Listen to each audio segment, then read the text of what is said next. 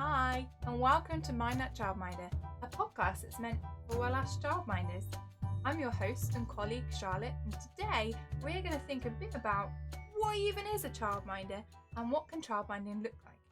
Now, before you run off experienced childminders, don't panic, this episode is definitely for you because not only did I learn some new things and have some new questions about what childminding is, I learned all about childminders in different areas of the UK, and also knowing what other people are doing means that you might have a bit of reassurance about your own setting and other things that you might discover going forwards. So go and grab that cuppa and let's get stuck in. Okay, so let's go back to the beginning and work out what a childminder even is anyway. I did a bit of research, and most of the areas of the UK have similar definitions and requirements. So I'm mostly going to talk about English childminding, and I'll try and mention a little bit about other areas. But for this episode, most of the definitions and requirements are very similar. So we know that to keep children safe, they should be in registered childcare provision and not an unregistered one. So any childcare setting that is providing care for more than a couple of hours a day and not in the child's own home needs to be registered, and that can be with, in England, Ofsted or childminder agencies. In Scotland you would have the Care Inspectorate, and in Wales you have the Care Inspectorate of Wales. So there's a variety of different ways across the country that people will be registering, but they will be registered as a childminding setting. A childminding setting is up to 3 people providing care.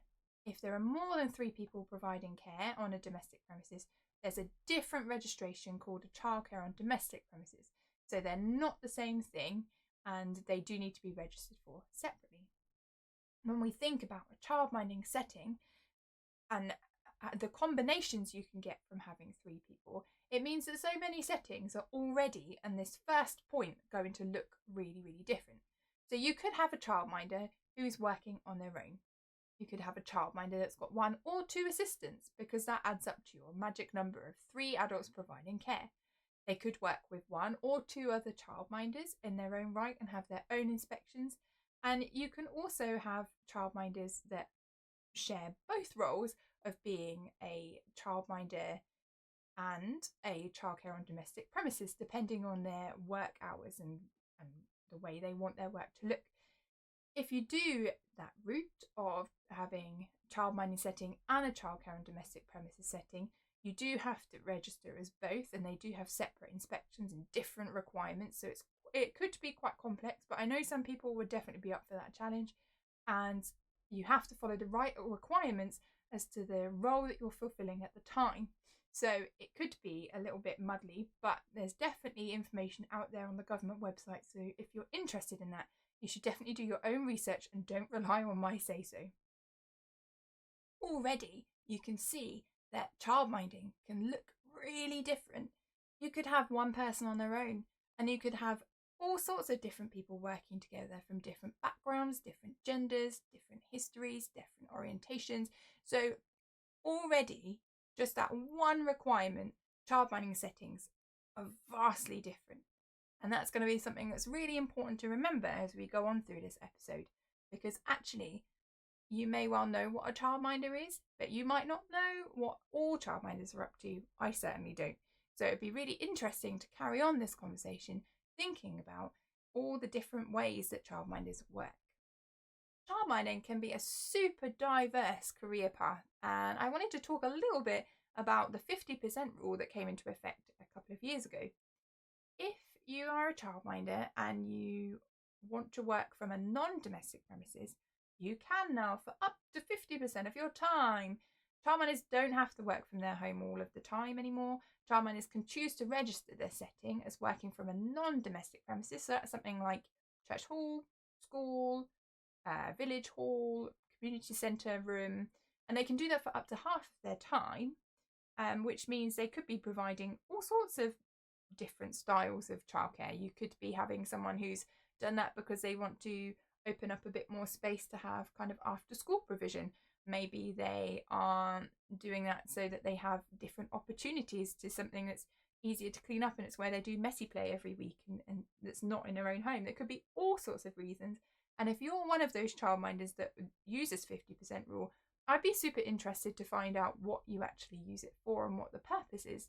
And I kind of want to get it out there that childminding just doesn't look the same in every single household and every single setting, and that what you do will be different to other people, but that doesn't mean that it's wrong.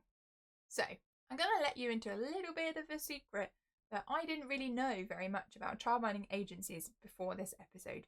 I knew they existed. I kind of knew the premise of them and how they kind of like manage what they provide and how much they kind of cost. But I didn't really know very much about the ins and outs regarding registration. So I feel like this could be a relatively divisive subject, and I don't want it to be. I feel like childminders should be able to choose how they run their business however they want. If you want to be Ofsted registered, great. If you want to be registered with a care inspector in your area, great. If you want to be registered as a childminding agency, great. Childminding to me is more important than how we choose to register. So I hope it doesn't cause too much conflict if we get comments between which one you're registered with. But I think it's not our place to say which one is best, because it's not going to be best for everyone. I'm also not going to say, the childminder agencies or registering with Ofsted is negative, because those things will suit other people. So getting that out there, I contacted Tiny, which is quite a big childminding agency, to find out a few answers to my questions, and they were really great at contacting me back. So just bear in mind that anything that they have said might not apply to all childminding agencies. So if it's an experience that you find you aren't getting in your childminder agency if you're registered, then it's good to kind of think about their policies and procedures and all sorts of different things related to them. I'm just going to go a little bit off what Tinies have answered my questions with to give a bit of an idea of what it looks like working as a childminding, an independent childminder through Ofsted, or a childminding agency childminder through Tiny. So I was very relieved that they answered my questions, because it's really, really helped with my learning and my research, and hopefully it will give you an idea of, even if you're not interested in becoming a childminder agency childminder, gosh, that was a lot of childminders in there, that at least you'll be able to see what it could look like for other people and what the childminding sector as a whole is kind of starting to reflect. Tiny said that any legislation regarding to how childminders can operate also apply to childminding agencies. So pretty much any rule that Ofsted, that we have to have requirements for Ofsted, childminding agencies have the same kind of requirements. So they do support those who want to work on non-domestic premises with the 50-50 rule, the 50% rule that we just talked about. And they actually express quite a lot of positivity about this, because they feel it would help with the current growth rate of the funding that is coming into effect over this year and next. They also say they accept all sorts of childminding setups. I asked a question about how childminders can remain individual as they're registered as a childminding agency, or whether they kind of lose their individuality and have to fit into a kind of tiny peephole. And they said that actually they're quite positive towards different childminding setups. They are happy with assistance and co-childminding, all the same things that I've already expressed. So as long as safety checks and the EYFS requirements are being met, then they're happy to follow that too.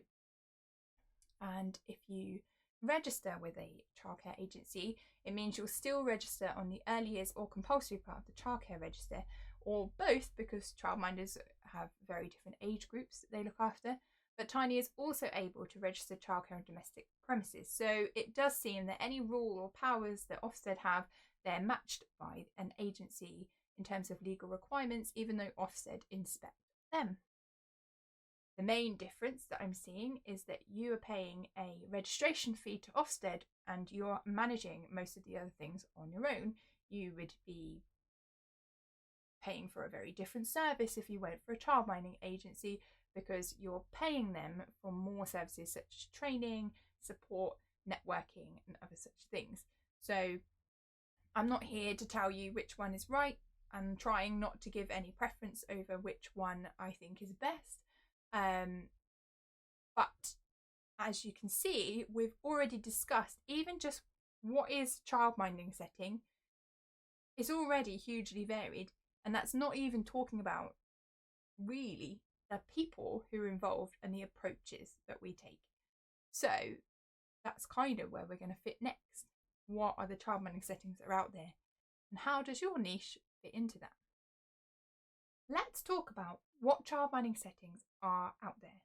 Now, we've already covered what childminding is and the requirements and all of these sorts of things, and I hope that what you're seeing is that childminding is really super diverse and that not everybody fits in the same little box. Childminding is not a set little box. It's like a box that opens and explodes everywhere, and it's like a party popper that just goes all over the room, and they're all completely different. Some of the strings of this party popper are really long, some are curly, anyway, going off on the tangent, but I hope you get my meaning, that childminding settings are so different and that there will be room for your niche to fit in somewhere. In this day and age of social media, it's very easy to find lots and lots of pictures and content and videos and all sorts of things that can show us what other people childmind like. Whereas in the past, the only times we really would have seen that is if we went to kind of toddler groups, play groups, other childminders' homes. So I wanted to go through a little bit what childminding settings are out there, and that actually you don't have to match up exactly the same as the social media posts and things that you're finding. Of course, take inspiration. Of course, learn things, be inspired by different approaches to yours, things that you could use, accommodate from different types of things, but don't feel like you're wrong for not doing the same as that social media post from that childminder, because we've already seen that the definition of a childminder with up to 3 people means that childminding settings already look super different. We already know now that childminding can be at home and in a non-domestic premises, so that already makes it look really different. So what we're going to do is we're going to talk about some of the different approaches, and then we're going to build that into a picture. It's like a big pie of all the different things that childminding could look like, can look like. I'm sure there's hundreds more than what I've researched. And then you can see which slice of the pie you fit into, and maybe you fit into a completely unique new kind of slice, and that would be great to add to the pie too. So some of these approaches you might know already. You might even be delivering it and be far more of an expert on it than me. I did a bit of research about some childminders out there and what approaches they're taking. So the first one I looked at was Montessori, and childminders can become Montessori settings if they meet the criteria that's on the Montessori Education UK website. And this includes being a Montessori qualified teacher and following the principles. However, the poor Montessori qualified teachers who've put in all this work and followed all these principles is not trademarked. So settings, including childminders, nurseries, can call themselves Montessori nurseries, but not actually be accredited and not actually be following the principles of Montessori. So if you want to look at that in more detail, you can look at all sorts of websites that I'll be posting in the usual place in the information where you find the podcast. So you could take some training and say that you have some kind of Montessori inspired approaches, but it's something to be a bit wary of if you're looking at Montessori settings, that actually they might say they're Montessori but they're not, because it's not trademarked. So it's always worth doing a little bit of research and fact checking to make sure that what you're seeing about Montessori education is correct. Forest schooling is becoming a really popular approach, and again, it's not trademarked because the term is too generic. Childminders can take forest school leadership qualifications, which is really great. It's not exclusive to group settings. And there is also an ethos that's recommended for forest school settings. So it's not just about being outdoors. There's actually other approaches and ethos underneath it that helps to build the forest school approach. Hygge is another approach that's actually originating from Denmark. And because of that, the word has more of a feeling put into the word that it doesn't really translate into English. So we have to have lots of words. So the feeling is that of calmness. It's that being with people you care about. It's or enjoying being alone and enjoying calmer things. And I feel that it could link to a lot of the mindful approaches that we're seeing more recently. It's things about being in the moment, taking things slower, letting children explore. And this is a really popular approach at the moment, and it's something that I personally want to look a bit more into. So if there are any childminders using this approach, it would be really good to hear from you. And again, I'll put more links into the information section of where you find the podcast.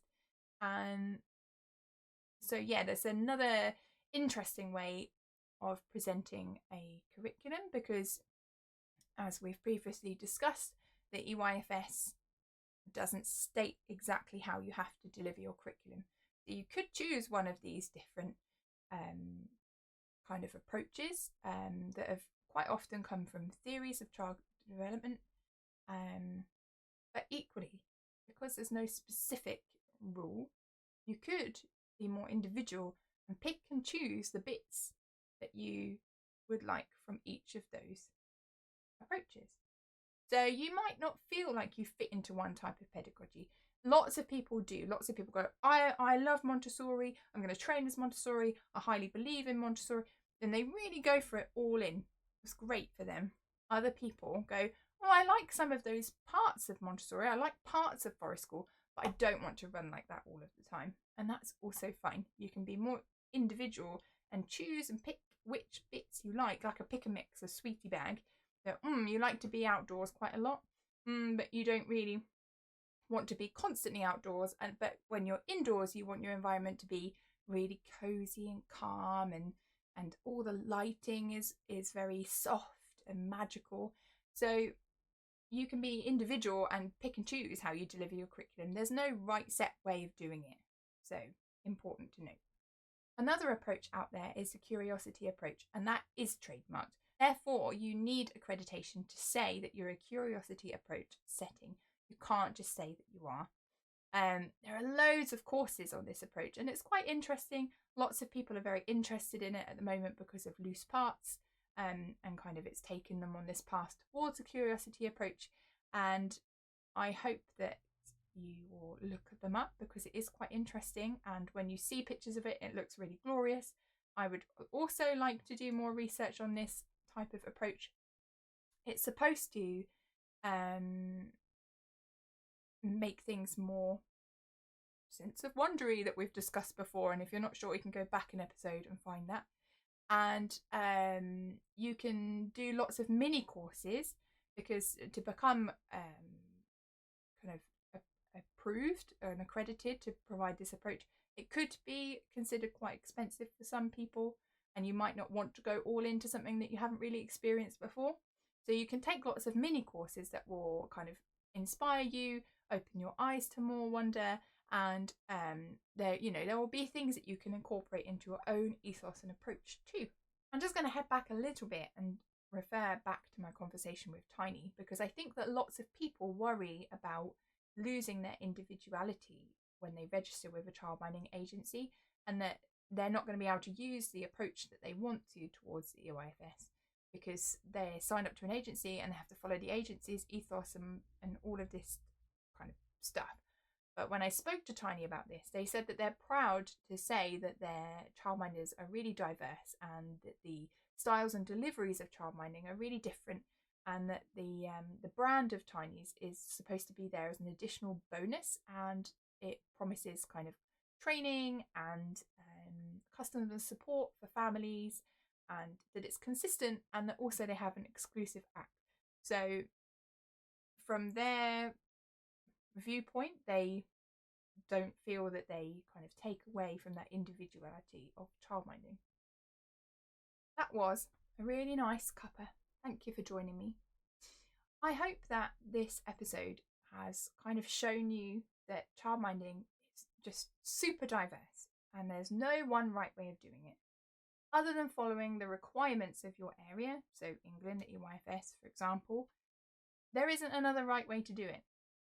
So when you go onto social media and you see things that make you feel envious or inadequate, use those feelings to get what you want, because there's no one right way of doing it. Think about what that is over there that you're feeling jealous of. Is it their resources? Is it the kind of feeling they've got? How can I bring that into my setting? Write a list, write it down, because if that's what you want, go and get it. If you're feeling inadequate, that you're not as good as that, or you don't do that and you feel like you should, again, pull it out, use it. Pull those things that are making you feel that way and write a list about what you want to achieve for your setting. You're not going to be able to copy everything, but you can use it. We don't have to reinvent the wheel for childminding. It's there, and it's so now publicly available that if you feel like you want to be doing that, then you can pull out what you want from that and do it. Write a list, get on with it, go on courses, find out what you need to know. Talk to that person, because if they're doing it, they're your inspiration, they're your role model. You can contact them, write comments on their posts. How did you do that? Where did you learn to do that? Get to know them. They might even become a friend. So if you have those feelings when you're looking through social media and things, in some ways good, and use it to make your own practice better or what you want to achieve from your role as a childminder.